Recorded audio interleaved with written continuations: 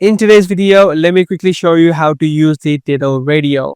Now, the radio inside of these platforms like Tidal does not mean the traditional radio where you can play the traditional FM inside of different stations. The radio inside of these platforms actually means an endless music playlist that is created once you select a song or a track or even an artist.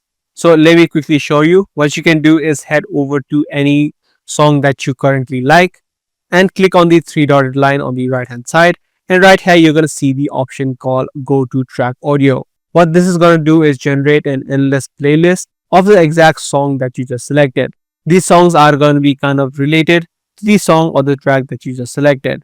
So you can see all of these music have been automatically created based upon the song that you just selected.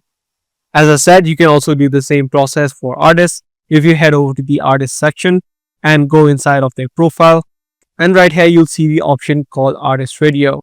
If you click on this option as well, you can see automatically all of the songs that have been generated automatically.